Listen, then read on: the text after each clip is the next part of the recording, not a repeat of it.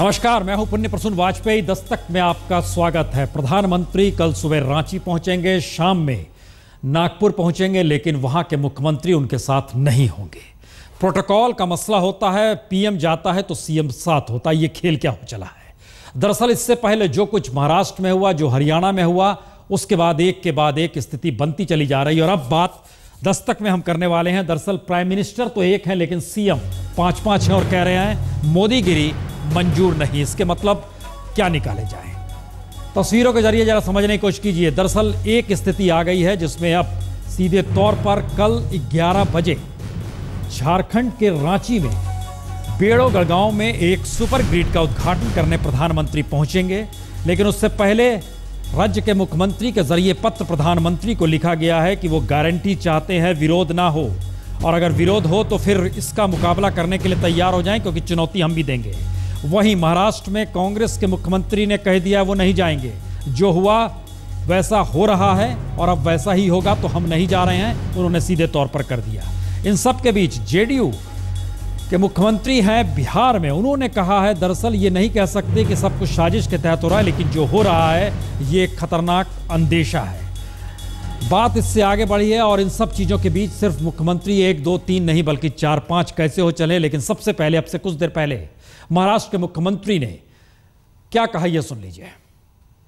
हाल ही में प्रधानमंत्री के कार्यक्रम में जो घटनाएं घटी, उसके चलते मैंने प्रधानमंत्री का कार्यक्रम में नहीं सहभागी होने का निर्णय लिया है। सहभागी नहीं होने का निर्णय लिया, इतनी सिर्फ बात नहीं की गई है, बल्कि किस तरीके से संघीय ढांचे को बर्बाद किया जा रहा है, यह पूरा हिस्सा हम आपको सुनाएंगे। क्योंकि इन सब के बीच अलग अलग मुख्यमंत्रियों ने अलग अलग तरीके से सरकारी कार्यक्रम को राजनीतिक रैली बनाने की दिशा में अपना विरोध शुरू कर दिया है। 5 मुख्यमंत्री, जरा इन तस्वीरों के जरिए समझिए। जो कुछ हरियाणा में हुआ उसमें हुड्डा ने तो पहले कह दिया, हरियाणा के मुख्यमंत्री ने, कि नहीं जाएंगे। पृथ्वीराज चौहान ने कल ही जिक्र किया तो आज मुहर लगा दी। उत्तराखंड के मुख्यमंत्री रावत साहब का भी बयान आया है कि वो भी इस तरह से किसी रैली में शरीक नहीं होंगे जो कि हुटिंग करती है। हेमंत सोरेन झारखंड मुक्ति मोर्चा के मुख्यमंत्री हैं और उन्होंने भी कह दिया है झारखंड से कि अगर इस तरीके से गारंटी हमको पहले दीजिए, आप नहीं करेंगे। जीतन राम मांझी को लग रहा है ये सब कुछ जो हो रहा है वो नहीं होना चाहिए। और जरा ध्यान दिया जाए तो इसमें खास तौर से जिन चीज़ों का जिक्र हो रहा है उसमें कश्मीर में सबसे पहले प्रधानमंत्री गए थे, उमर अब्दुल्ला ने वहां दूरी बनाई थी। वहां 2 महीने बाद चुनाव होने वाले हैं। उसके बाद महाराष्ट्र गए थे, महाराष्ट्र में फिर कल जा रहे हैं, वहां भी हुटिंग हुई तो वहां पर भी चुनाव होने वाले हैं। हरियाणा गए, वहां भी चुनाव होने वाले हैं, वहां पर भी राजनीतिक रैली में चीजें तब्दील हो गई। कल सुबह 11 बजे रांची जा रहे हैं, झारखंड में भी चुनाव होने वाले हैं। तो क्या यह चुनाव के मद्देनजर प्रधानमंत्री नरेंद्र मोदी अलग अलग राज्यों में जाके सरकारी कार्यक्रमों को राजनीतिक रैली का रूप देकर बीजेपी के कार्यकर्ताओं के जरिए निशाने पर उस राजनीति को ले रहे हैं जो वहां पर सत्तासीन है? और इन सारी परिस्थितियों के बीच एक चीज नई नजर आ रही है कि क्या वाकई सरकारी कार्यक्रम अगर राजनीतिक रैली में तब्दील हो जाए, सीएम कहने लगे कि वो प्रोटोकॉल जो भी कहे लेकिन हम शरीक नहीं होंगे, तो इसका मतलब क्या है? याद कीजिए, प्रधानमंत्री मोदी ने सत्ता संभालते ही कहा था संघीय ढांचा बनना चाहिए, क्योंकि मनमोहन सिंह के दौर में गुजरात सरकार के साथ सौतेला व्यवहार हो रहा था। तो ये एक नई स्थिति बन रही है। लेकिन इन सब के बीच पत्र लिखा गया है झारखंड सरकार के जरिए, बहुत ही कड़ा पत्र, और इस पत्र का मजमून बहुत साफ तौर पे बतलाता है कि सरकारी कार्यक्रम में उन्होंने कहा है आपके आगमन के पूर्व आपके अपने राजनीतिक दल भारतीय जनता पार्टी द्वारा उक्त कार्यक्रम को जिस प्रकार से प्रसारित किया जाता है, उससे यह प्रतीत होता है कि आप भारत सरकार के प्रधानमंत्री के तौर पर नहीं वरन विशिष्ट राजनीतिक दल के प्रतिनिधि के तौर पर जा रहे हैं। इसमें जिक्र किया गया है। इसका दूसरा हिस्सा भी कहीं ज्यादा महत्वपूर्ण है, क्योंकि इस पत्र में इस बात का भी जिक्र किया गया है कि दरअसल कैथल में जो कुछ हुआ, जिस तरीके से हुआ, उसमें यह लिखा गया कि कल ही आप हरियाणा के कैथल में थे और उस रूप में जो नजर आया उसमें माननीय मुख्यमंत्री के विरुद्ध जिस प्रकार अशिष्ट अभद्र आचरण किया गया निंदनीय है और स्पष्ट प्रतीत होता है कि यह आपके राजनीतिक दल के सुस्पष्ट प्रायोजित कार्यक्रम है। और इसका तीसरा हिस्सा कहीं ज्यादा खतरनाक है, क्योंकि इसमें बहुत साफ तौर पर झारखंड के मुख्यमंत्री के द्वारा यह संदेश दिया गया है कि अगर झारखंड में किसी प्रकार की अभद्रता या अशिष्टाचार होता है तो जनता कतई बर्दाश्त नहीं करेगी। और इसकी प्रतिक्रिया शायद बहुत अच्छी नहीं होगी। और ये बात आते आते अगले पैरे में यहां तक आ गया है कि पार्टी कार्यकर्ताओं के बीच 1 लाख भोजन के पैकेट का वितरण करने का स्रोत कहां है, उद्गम स्थल कहां है। संकेत बहुत साफ है। राजनीतिक तौर पर जिस तरीके से अब अलग अलग मुख्यमंत्री भी निकल कर आए हैं और सरकारी कार्यक्रमों में जो बात जिक्र निकल कर आ रही है कि वो राजनीतिक पार्टी की रैली में तब्दील होती जा रही है, क्या ये संघीय ढांचा या फिर राजनीतिक साधने के नए नजारे के तौर पर है। अब जरा पूरी बात सुनिए कि महाराष्ट्र के मुख्यमंत्री पृथ्वीराज चौहान ने कहा क्या, जिन्होंने ऐलान कर दिया है वो कल नागपुर नहीं जाएंगे जहां पर मेट्रो योजना का उद्घाटन होना है।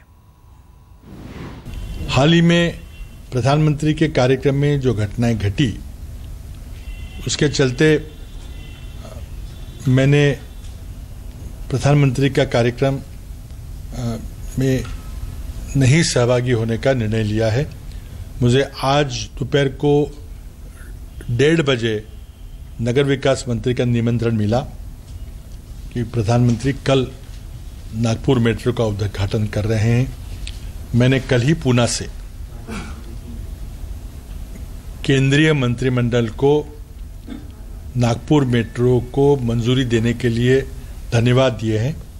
नागपुर मेट्रो को सम्मति मिलना, केंद्रीय मंत्रिमंडल ने उसके लिए निधि उपलब्ध कराना, इसके लिए मैंने उनको धन्यवाद दिया है। I have taken a decision as I told you based on what happened in the previous visit to the prime minister. Solapur में इससे पहले मौजूदगी थी और वहां जो कुछ हुआ था इसको लेकर महाराष्ट्र के मुख्यमंत्री भी यहाँ थे और निर्णय ले लिया गया। ये अपने तरीके की नई स्थिति सामने आ रही है। बहरहाल मोदी गिरी मंजूर ने इसके बाद एक दूसरी खबर का दिशा में जाना होगा, क्योंकि दिल्ली में आज जो कुछ हुआ ये अपने तरीके का एक नायाब स्थिति थी, खासतौर से पाकिस्तान के रिश्तों के मद्देनजर, कश्मीर मुद्दे के मद्देनजर, क्योंकि पाकिस्तान के उच्चायुक्त ने दिल्ली में प्रेस कॉन्फ्रेंस की, जो कहा, जिस तरीके से कहा, भारत सरकार की सोच के बिल्कुल उलट था। Both India and Pakistan agree that Jammu and Kashmir is a bilateral dispute. Whether it is UN resolutions, it is Shimla Accord, it is a composite dialogue, both sides agree that this is a dispute which needs to be resolved peacefully. As I told you, this has been a long-standing practice. We have been meeting Hurriyat leaders, Kashmiri leaders for now over decades, and our foreign office has very adequately articulated our position. हमारी side के मुताबिक पिछले जुलाई से लेकर अब तक तकरीबन 57 दफ़ा 57 टाइम्स वायलेशन हुई है भारत की साइड से। सो ये तो देखें है सीज फायर वायलेशंस हो रही हैं। कई सवाल खड़े होते हैं, क्योंकि जिस तरीके से पाकिस्तान कश्मीर के मद्देनजर जिस तरीके से भारत सरकार को कटघरे में खड़ा कर रहा है, और भारत सरकार पाकिस्तान को लेकर कश्मीर ही नहीं बल्कि लाइन ऑफ कंट्रोल पर जो सीज फायर उल्लंघन हो रहा था उसके मद्देनजर, अंतर्राष्ट्रीय बॉर्डर पे जो कुछ हो रहा था उसके मद्देनजर जिन बातों का जिक्र कर रही थी, आज दिल्ली में ही प्रेस कॉन्फ्रेंस करके पाकिस्तान के उच्चायुक्त बिल्कुल उलट बात कर रहे हैं। सवाल यही है, अब मोदी सरकार क्या करेगी? जो बात पाकिस्तान कह रहा है वो भारत के ठीक उलट है। पाकिस्तान कश्मीर को विवादास्पद मानता है, भारत पाकिस्तान के कब्जे वाले कश्मीर को भी अपना ही मानता है। पाकिस्तान हुर्रियत कॉन्फ्रेंस से मुलाकात को सही ठहराता है। भारत कश्मीरी अलगाववादियों को कोई जगह बातचीत में देना ही नहीं चाहता। पाकिस्तान सीज फायर तोड़ने का आरोप भारत पर लगा रहा है, जबकि भारत की सीमा पर लगातार पाकिस्तान की सीमा से गोलाबारी जारी है। तो सवाल अब सही गलत का नहीं, बल्कि सवाल यह है कि अब मोदी सरकार करेगी क्या? क्योंकि दिल्ली में प्रधानमंत्री कार्यालय से महज 3 किलोमीटर की दूरी पर पाकिस्तान के उच्चायुक्त अब्दुल बासित ने प्रेस कॉन्फ्रेंस करके भारत सरकार के हर दावे को गलत करार दिया है। पाकिस्तानी उच्चायुक्त ने भारत पर यह आरोप मढ़ा है कि विदेश सचिवों की मुलाकात का रास्ता बंद करने का फैसला गलत है।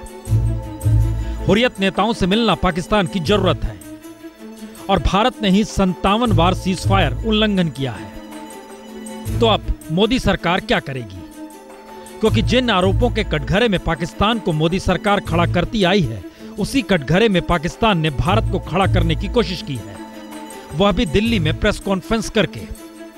हालांकि पाकिस्तान के उच्चायुक्त ने माना कि सचिव स्तर की बातचीत रद्द होने से दोनों देशों के बीच शांति प्रक्रिया पर असर नहीं पड़ेगा।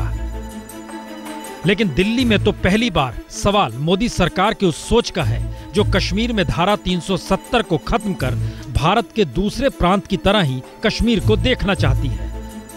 यानी मोदी सरकार कश्मीर को लेकर हर परंपरा तोड़ना चाहती है और पाकिस्तान परंपरा के तहत ही मोदी सरकार को चलने की बात कह रहा है। तो फिर यही सवाल कि मोदी सरकार अब क्या करेगी? यह सवाल इसलिए भी बड़ा है क्योंकि कश्मीर मसले को लेकर भारत पाकिस्तान की हर बातचीत पर अमेरिका की दिलचस्पी बराबर ही रही है और इस बार भी जैसे ही मुलाकात रद्द होने की बात हुई वैसे ही अमेरिकी विदेश मंत्रालय की प्रवक्ता मैरी हार्फ ने भी कहा कि अमेरिका भारत और पाकिस्तान के बीच बातचीत फिर से शुरू करने की पूरी कोशिश कर रहा है।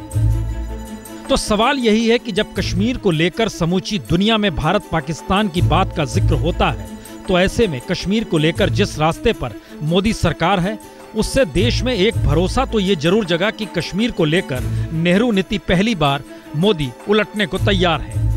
लेकिन जिस तरीके से भारत की तमाम नाराजगी के बावजूद पाकिस्तान के उच्चायुक्त ने न सिर्फ कश्मीरी अलगाववादियों से मुलाकात की बल्कि दिल्ली में ही प्रेस कॉन्फ्रेंस कर अपनी मुलाकात को भी सही बताया और यहाँ तक कि भारत के रवैये को गलत ठहराने की कोशिश की, उसके बाद आखिर में फिर वही सवाल, अब मोदी सरकार करेगी क्या?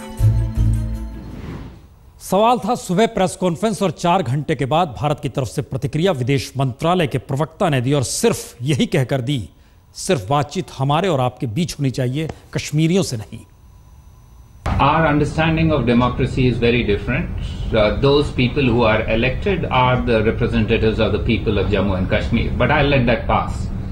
As regards the stakeholders, I'd like to make it very clear that after the signing of the Simla Agreement by the Prime Minister of India and the Prime Minister of Pakistan, there are only 2 stakeholders on the issue of Jammu and Kashmir.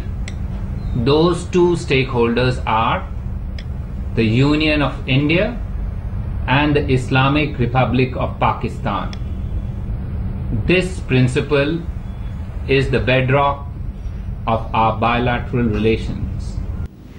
तकरीबन 1 घंटे की press conference हुई थी पाकिस्तान के उच्चायुक्त की और भारत की तरफ से प्रतिक्रिया सिर्फ 2 मिनट की बहुत सीधी और साफ तौर पर दे दी गई। सवाल यही है, दिल्ली में पाकिस्तान उच्चायुक्त की प्रेस कॉन्फ्रेंस थी, दिल्ली में भारत सरकार को ही कटघरे में पाकिस्तान खड़ा कर रहा था, इसलिए सवाल है आगे का रास्ता जाता किधर है। बहरहाल इन सब के बीच नागालैंड और असम की सीमा पर हिंसा आज भी जारी रही। 2 लोगों की मौत हुई, लेकिन इससे पहले की हिंसा में 16 लोगों की मौत हो चुकी है।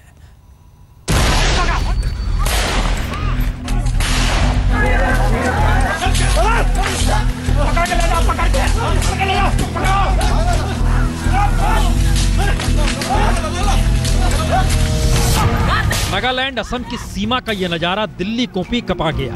आनन फानन में प्रधानमंत्री कार्यालय भी हरकत में आया और उसने बिना देर किए गृह मंत्रालय से रिपोर्ट मांगी और आज पीएमओ को रिपोर्ट भी गृह मंत्रालय ने सौंप दी। दरअसल असम पुलिस और केंद्रीय सुरक्षा बलों ने जिस तरह इस इलाके में शांति लाने के लिए निहत्थे और बेबस लोगों को निशाना बनाया है, उसने पहली बार कई सवालों को जन्म दे दिया है। अगर 2 सरकार सीमा पर फेल हो जाती है तो फिर ऐसे में पुलिसिया कार्रवाई सिवाय हिंसा के और कुछ हो नहीं सकती। 2 राज्यों के टकराव में केंद्र की भूमिका होनी क्या चाहिए, यह भी सवाल केंद्रीय सुरक्षा बल तले उलझ गया और राज्य पुलिस और केंद्रीय सुरक्षा बलों में तालमेल होगा कैसे, यह सवाल भी नागालैंड और असम की सीमा पर उलझ गया। दरअसल ये सारे सवाल 1 हफ्ते से उठ रहे थे क्योंकि इस इलाके में उसी दौर में हिंसा शुरू हुई और ये पूरा मामला असम के सीमावर्ती जिले गोलाघाट का है, जहां हफ्ते भर पहले कथित तौर पर नागालैंड से आए हथियारबंद लोगों ने असम के ग्रामीणों पर हमला किया, जिसके बाद वहां हिंसा फैल गई। हिंसा में 16 लोग मारे गए जबकि 10,000 से ज्यादा लोग बेघर हो गए। स्थिति ना बिगड़े इसी पर केंद्र सरकार हरकत में आई और तकरीबन 1000 अर्धसैनिक बलों की तैनाती वहां कर दी गई। लेकिन हालात तब और बिगड़े जब असम नागालैंड की सरकारों के बीच हिंसा को शांत करने को लेकर कोई सहमति नहीं बनी। आलम यह भी हुआ कि बीते रविवार ही असम के सीएम गगोई जब वहां पर दौरा करने पहुंचे तो ग्रामीणों ने उन पर हमला कर दिया। दरअसल गगोई गए थे बेघर हुए लोगों का हाल जानने के लिए ना वहां उनके लिए भोजन की व्यवस्था है, न पीने का पानी, न छत। ऐसे में गोलाघाट जिले के हिंसाग्रस्त इलाके के उरियम घाट में दौरे पर गए सीएम को बचाने के लिए पुलिस ने फायरिंग तक कर दी। हाँ, थोड़ा एक्सेस कभी होता है तो लाठीचार्ज कर दिया, कोई कैनिंग कर रहा है, इसे हम लोग नहीं बोला, एक भी सस्पेंड भी किया और आज भी हम inquiry additional chief secretary inquiry भी कर रहे हैं। तरुण गोगोई ने इसके लिए केंद्रीय सुरक्षा बल को जिम्मेदार ठहराया तो दिल्ली में गृह राज्य मंत्री किरण रिजिजू ने गोगोई के इस आरोप को ही आधारहीन करार दिया। The tension is there and we have sent enough forces to tackle the situation. यानी यहाँ भी असम सरकार और दिल्ली सरकार आमने सामने खड़ी हो गई। हालांकि दिल्ली में पूरी रिपोर्ट प्रधानमंत्री कार्यालय को सौंपी जा चुकी है, लेकिन अब इंतजार कल का है, क्योंकि कल असम और नागालैंड के सीएम गुवाहाटी में मुलाकात करेंगे। सवाल यही है, 10,000 से ज्यादा लोग जो वहां पर कैंप में रह रहे हैं, उन्हें राहत मिलेगी या फिर इसी तरीके की गोली, जो यह नजारा बीते 3 दिनों से लगातार जारी है। हर मुख्यमंत्री अपने तरीके से कह रहा है मोदीगिरी मंजूर नहीं, पीएम प्रोटोकॉल तोड़ने को तैयार हैं, साथ नहीं खड़े होंगे। एनसीपी के नेता की तरफ से ही बात आ गया, महाराष्ट्र के सीएम सही कह रहे हैं। अच्छा, सेंट्रल गवर्नमेंट ने भी कोई कार्यक्रम लेते समय सीएम को पूछना चाहिए, पहले स्टेट गवर्नमेंट से कंसल्ट करके कार्यक्रम होनी चाहिए। कोई देश का नेता किसी और मंत्री को या आने लगा और राज्य में कार्यक्रम करने लगा तो भी ठीक नहीं है।